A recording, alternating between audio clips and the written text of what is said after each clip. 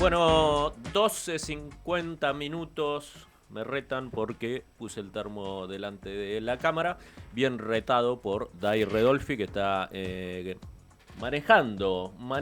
Ahí los presento. Que está manejando eh, las cámaras acá, la operación de video. Y el señor Cristian Jiménez, como siempre, en la operación de audio.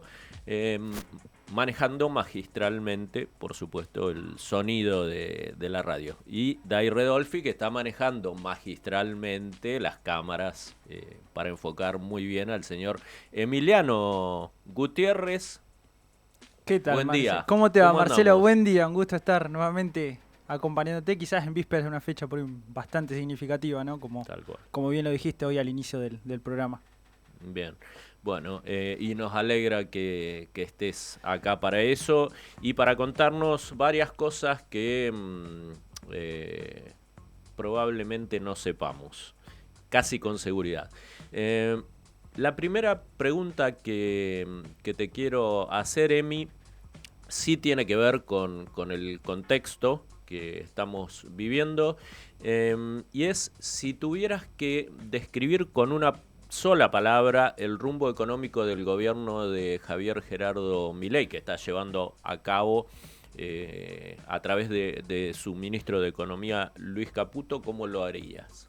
Con una palabra, ¿cómo definirías el rumbo económico? Quizás siendo muy generoso y en una palabra, incierto te diría realmente, más que nada pensando en las consecuencias que pueden llegar a tener a futuro en el futuro muy cercano Ujú. para la población, en virtud del ya casi 100, un poco más de 100 días que desde que existió el cambio de gobierno. Bueno, eh, realmente incierto. Sí, uno sabe para qué lado van lamentablemente las medidas, pero es realmente preocupante cómo el gobierno está combatiendo lo que él denominó la casta en su discurso, que resulta que al final fueron resultan ser los jubilados, los asalariados, es decir, quizás todo menos el sector político al cual se propuso, digamos, combatir, que realmente hoy lo está integrando más que nunca.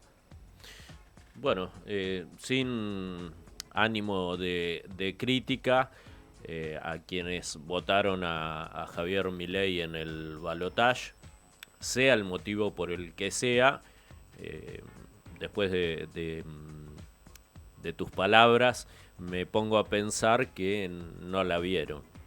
¿Sí? No vieron que la casta, que lo que Javier Milei llamaba la casta no era aquello que pregonaba en campaña, sino que realmente la casta es el pueblo. Sí, un poco ya lo habíamos dicho en programas anteriores, ¿no? Realmente el programa económico, la plataforma electoral no cierra recayendo sobre el denominado gasto político, sino que la misma plataforma anunciaba en su momento ya medidas que van tendientes a esto, ¿no? A lo que es la reducción del Estado en la intervención de la economía y obviamente siendo favorable a las grandes empresas y con también una consecuente encarecimiento en los ingresos. Es así, ¿no?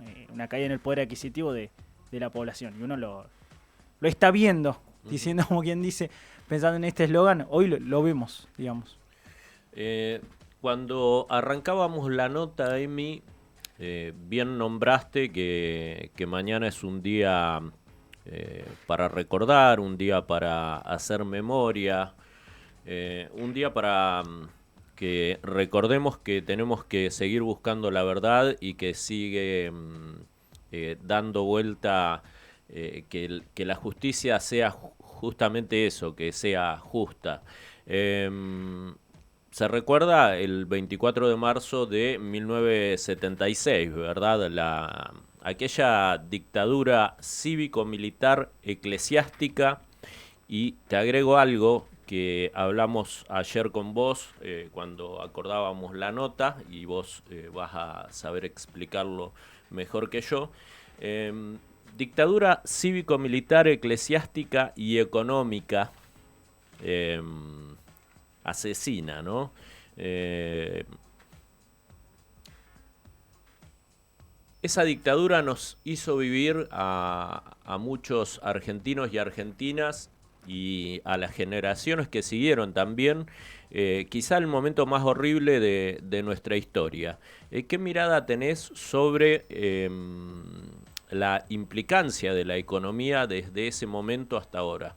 Bueno, en primer lugar, es interesante por ahí uno va viendo cómo en el paso de los años, quizás quienes no la vivimos, digamos, quienes por ahí, como en mi caso, digamos, menos de 30 años tengo, entonces por ahí nosotros estudiábamos en la escuela como que era la dictadura militar, en algún momento se empezó a agregar el término cívico y posteriormente eclesiástico, y bueno, también, esto ya parte, como bien decía, de una reflexión personal, el concepto económico, es decir, hoy ya nadie, por suerte, ¿no? uno ya nadie detecta que esto se trató simplemente de un grupo de militares que estaban locos y dijeron un día vamos a tomar el poder, digamos, no fue tan... No era un motivo simplemente decir, bueno, somos 10, 20 personas que queremos tomar el poder porque estamos integrando una cúpula militar. Hay un trasfondo que es económico, que es importante tenerlo en cuenta y contextualizarlo, que obviamente se encadena en todo este proceso de terrorismo de Estado. Eso hay que tenerlo muy en cuenta. ¿Por qué digo esto? En primer lugar, entender que la dictadura se instaura en un contexto de donde había un impulso importante por parte de los organismos internacionales, junto con Estados Unidos, esto es Fondo Monetario, Banco Mundial, de invertir en países con dólares sobrantes, provenientes de que justamente en ese contexto ocurre la denominada crisis del petróleo.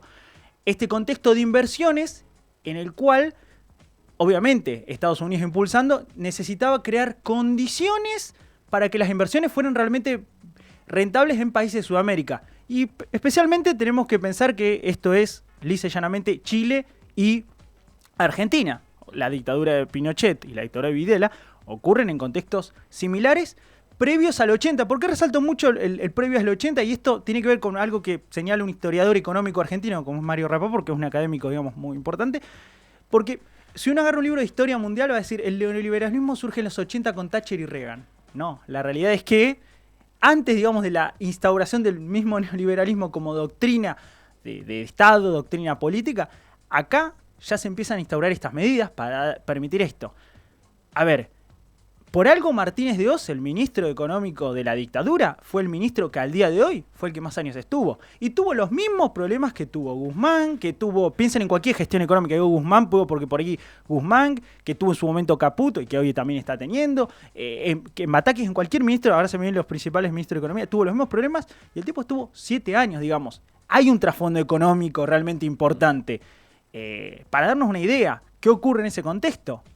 Ingreso de capitales extranjeros, liberalización económica,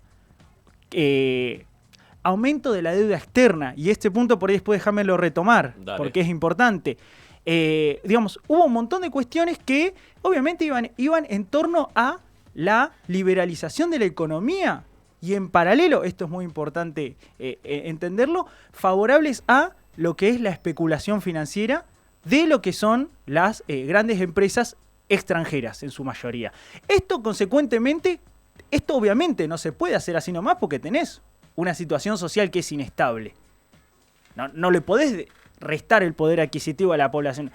Digamos, este disciplinamiento social, como quieren decirle, este proceso de reorganización nacional, los 30.000 desaparecidos, no es que sean en un contexto de un grupo, insisto, en esta idea por ahí de que alguno que dice, no, una guerra. No es una guerra. Es en realidad un grupo, un sector económico que viene a buscar rentabilidad en países, como en este caso, bueno, Argentina, a llevarse ese dinero y obviamente a saquear. De hecho, de alguna forma es literalmente un saqueo y un vaciamiento del país que se da en este contexto de dictadura. Digo, esa visión de la guerra, si uno lo ve, esa famosa guerra de montoneros versus Estado, que esto Martín Cohen en su momento, cuando tuvo que, lamentablemente, salir a justificar o a explicar, mejor dicho, por qué el número de 30.000 adquiere sentido, se da en un contexto en el cual el Estado tiene que, obviamente, mantener una disciplina para poder llevar a cabo este tipo de planes. Digo, el Estado entendido en realidad no como el Estado como lo entendemos como una cuestión democrática, sino como representantes de las grandes empresas. Corporaciones. Claro, exactamente. Es esa, en fin. En ese contexto tenemos especulación esto es lo que hoy y se ve muy seguido en lo que es, digo, no solamente en el gobierno militar, sino que se vio en otros gobiernos también. Esto es especulación, esto es, traigo dólares, los pongo a una tasa en pesos que me rinde, como el dólar no cambia, me llevo esos dólares y en realidad lo que hice fue, esto se conoce como bicicleta financiera o carry trade. Eso es rentabilidad directa para fondos de inversiones que son extranjeros. Eso fue una de las cuestiones, digamos, un caballito de lanza en las primeras, la punta de lanza de lo que fue los primeros años de la dictadura. En paralelo también un ingreso de una liberalización, esto es un ingreso de importaciones con el consecuente caída de la actividad económica y, por supuesto, todo este contexto también ocurre con el ingreso de inversiones extranjeras, ¿no? Esto es, obviamente, empresas que se establecen buscando un rédito. Obviamente, tenés el mercado liberalizado, vos podés entrar y sacar plata como querés. El Estado incluso interviene. El Estado, nuevamente digo Estado por decirle a la figura, por dar un nombre a toda esta figura de militares. Nuevamente, no es que estoy diciendo que sea el Estado como lo entendemos hoy.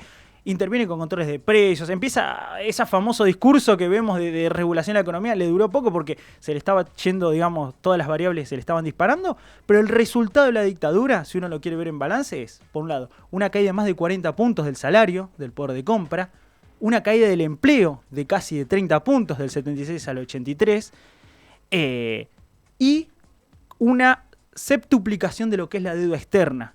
Y ahí sí, que es lo que te dije que quería mencionar nuevamente, esta idea de la deuda externa es muy importante porque el Estado ahí no fue privatista, fue estatista. El Estado estatizó deuda externa. El gobierno militar, con el apoyo, obviamente, de un sector económico, estatizó deuda privada y la convirtió en externa. Esa es la deuda odiosa, la deuda que hoy... Bájanos en palabras coloquiales o sumamente simples para aquellos que no comprendemos qué fue lo que hizo el Estado en ese momento, que hasta el día de hoy lo estamos sintiendo, creo yo, ¿verdad? A ver, en realidad, por un lado, esto de la deuda externa, digamos, es muy sencillo si se quiere de entender. Vos tenés una deuda con vos, empresa privada tiene una deuda en dólares con un determinado organismo fuera del país, yo, Estado, me hago cargo de nada, despreocupate, esa deuda es mía. Muy sencillo, digamos. Eso, si se quiere, al fin y al cabo lo estamos pagando de día. Digo, esa es parte del componente. Eso tenemos por un lado. Por otro lado, y esto hay que verlo muy bien, muchas de las cuestiones que ocurren en el gobierno de Alfonsín, por ir más lejos, la famosa hiperinflación del 89 y demás, son consecuencias en realidad de la disparada de inflación que tiene en su momento la gestión de Martínez de Oz. Otra cuestión también es el debilitamiento de los indicadores sociales, porque vos mencioné caída del empleo. Porque cae la actividad económica, obviamente cae el empleo. Hay menos empresas, hay menos empleo disponible. Menos empleo se traduce lisa y llanamente en pobreza. No hay otra forma de decirlo. Y obviamente, digamos, esta herencia, se quiere, la tenemos hasta el día de hoy. Digamos, uno mira por ahí los debilitamientos de los indicadores sociales. En muchos casos ocurren a partir del año 76. Es así, digamos, y nuevamente, entender que sea en un contexto también de apoyo explícito de grandes poderes económicos internacionales. Eso no tiene, digamos, otra interpretación, que está bueno que hoy se haga una revisión de eso, porque nuevamente, por ahí uno lo intenta, obviamente, cuando uno estudia por primera vez este proceso, lo entiende como, bueno, es un grupo de militares que es cierto que toman el poder, pero tienen que tener un apoyo explícito de los grandes poderes económicos, que es lo que, y acá voy a hacer un paralelismo por ahí con lo que ocurrió en Chile, que es lo que realmente explica gran parte de esta, si se quiere continuar a lo largo de los años de esta dictadura.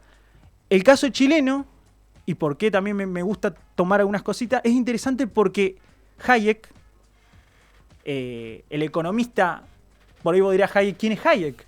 Hayek es un Nobel de Economía, uno de los principales representantes de la escuela austríaca. La escuela austríaca son las ideas de Milei. Justamente. Hayek precisamente fue uno de los que ahora un poco también nuevamente en realidad no era amigo de Pinochet. Bueno, el muchacho Hayek hizo 2 viajes a ver cómo avanzaba la situación económica de Chile para ver cómo venía avanzando sus ideas liberales, digamos. O sea, bien explícito nuevamente, la raíz de las dictaduras tiene un componente muy fuerte económico. Que te hago un paréntesis para aquellos que están escuchando Decime la Verdad y que o son muy jóvenes o no tienen conocimiento de lo que sucedía en Chile en esa época, eran ricos y pobres. No había intermedio. Era muy ricos o clase baja, ¿sí? La clase media prácticamente se había comenzado a diezmar. Sí, y es un poco también lo que ocurre acá en Argentina, también a partir de este periodo, que esto, vos agarrás cualquier libro de historia económica y el periodo militar es el periodo neoliberal. Eso no hay otra, es el punto de partida del periodo neoliberal, ¿no? Después vas a tener Alfonsín y bueno, después vas a tener un reformulamiento de lo que es el periodo neoliberal a partir del Consenso de Washington, el gobierno de Menem en el caso nuestro, pero ese es o sea, vos tenés que sentar el neoliberalismo que sea como tal hasta el año 2001, 2002, se habla de ahí de un estado ya post-neoliberal, donde el Estado empieza a intervenir, pero este debilitamiento de los indicadores lo vemos a partir del año 76, donde el gobierno, de facto, viene con esta idea de decir vamos a exterminar a la guerrilla, a los subversivos, que como bien digo, retomo por ahí a Martín Coan, porque es por ahí el que más me ha llegado en su momento, lo señala bien claro. Ya el movimiento guerrillero como tal ya había sido exterminado. O sea, era realmente, es lisa y llanamente terrorismo de Estado, disciplinamiento social, con el mero fin de llevar a cabo las reformas económicas funcionales a los grandes poderes económicos. Súper interesante como lo contás y lo que contás, Emi. Me quedo pensando después de todas estas palabras y paso a paso mientras te escuchaba, qué loco, ¿no? Porque lo que recordamos en general, quienes vivimos esa época y estamos entrados en años, o aquellos como vos que quizás no la vivieron, pero sí han estudiado sobre el tema, me quedo pensando,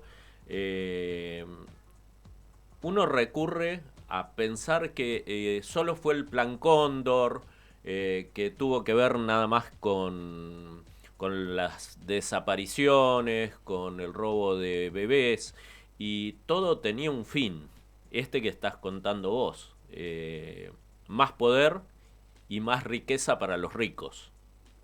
Sí, sin lugar a duda. Digo, con esto no es que esto hay que tomarlo muy cuidadosamente. No es que digo que no existieron las apropiaciones de bebés, no, al contrario, ¿no? Digo, No, un poco también teniendo en cuenta de que este contexto se da también no porque un grupo de personas estaba loca, sino que tuvieron el apoyo explícito. Tiene el apoyo explícito de personas y grupos y corporaciones que hoy en día están funcionando impunemente, tanto a nivel global como nacional.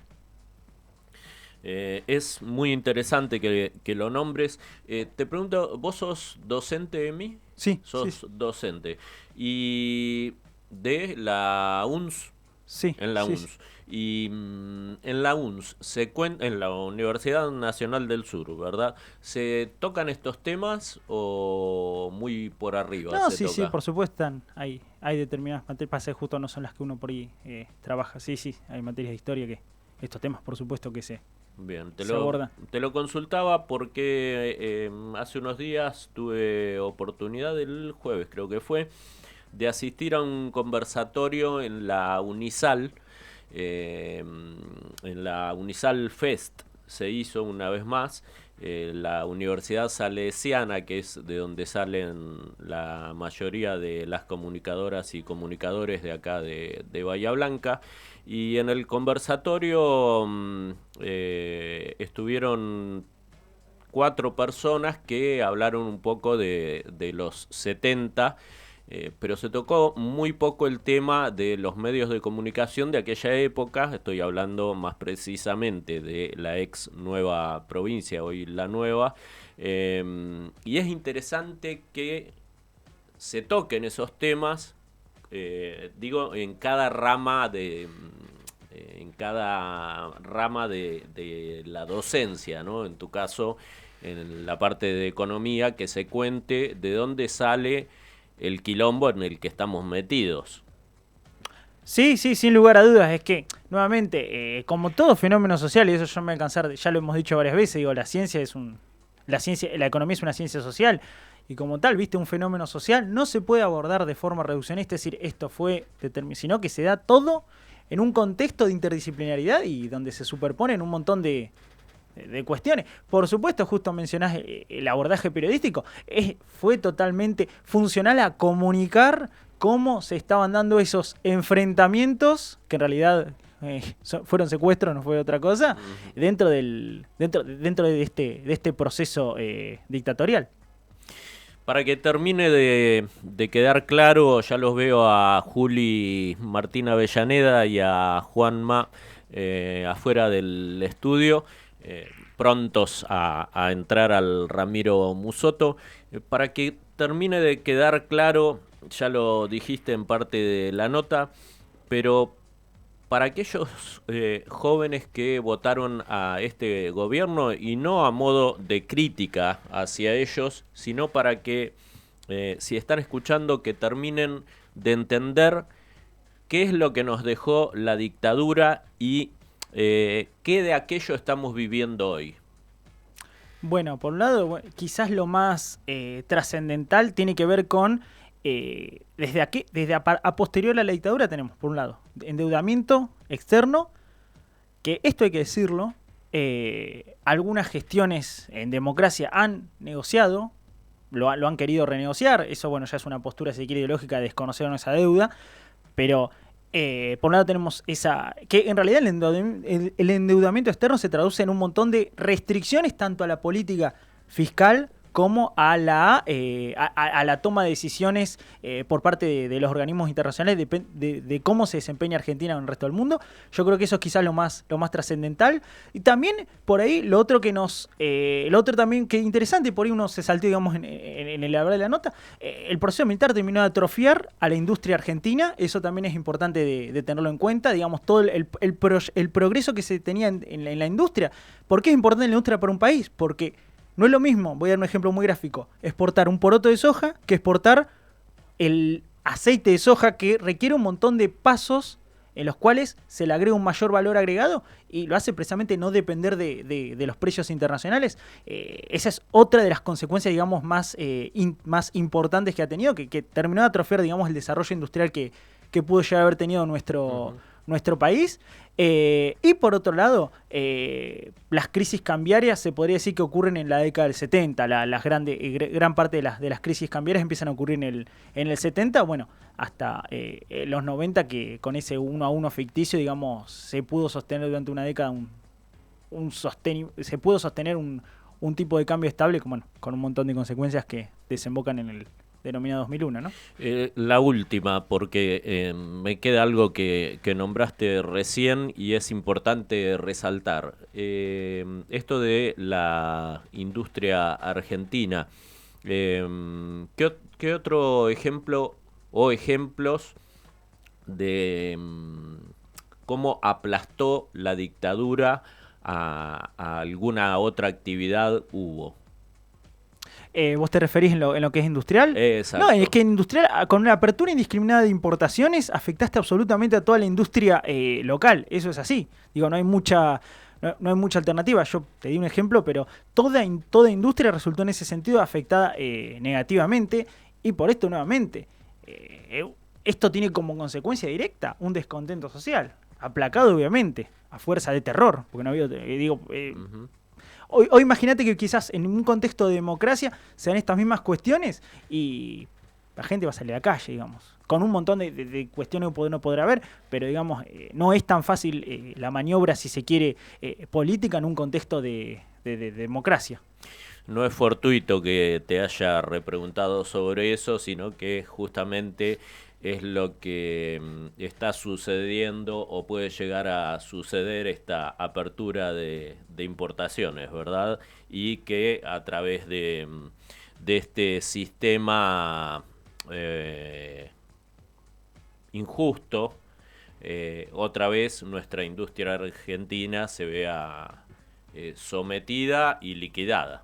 Sí, y además de eso, tener en cuenta que una apertura de importaciones también tiene un montón de consecuencias. Quizás tenemos un programa más explicándolo, que tiene que ver con el tema de las divisas, es decir, los dólares que salen, motivo obviamente de una importación indiscriminada. Uno sí puede decir, hay errores gravísimos en lo que es por ahí la balanza comercial, es decir, cómo se vincula Argentina con el resto del mundo en lo que refiere al comercio internacional, por supuesto, pero ahí a medidas tan extremas como la apertura indiscriminada de importaciones. Vos te acordarás mejor que yo, la famosa propaganda de la silla en plena dictadura, que era nosotros la vimos en YouTube, pero digo, de la silla argentina es mala, la silla, digamos, eso también era fogoneado por el mismo régimen.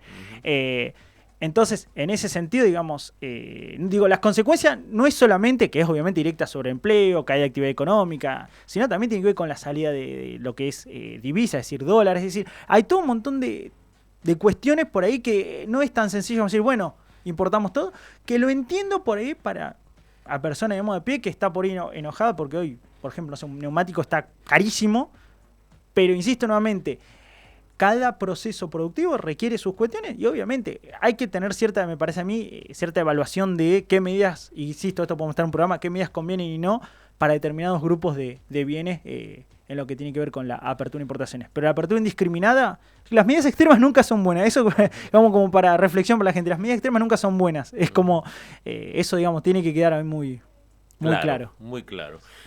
Como fuiste hoy y como sos siempre, Emi. Gracias por acercarte una vez más a Decime la Verdad y seguramente vamos a estar charlando de un montón de cuestiones durante este 2024. Siempre es un placer que estés acá. Gracias a vos, Marcelo, como siempre, un gusto estar. Memoria, verdad y justicia y nunca más. Para mañana y para siempre. Seguimos con más Decime la Verdad. Ya tenemos a Juli Martín Avellaneda y a Juan María Pianesi. Ahí me saluda. Tan egoísta hasta que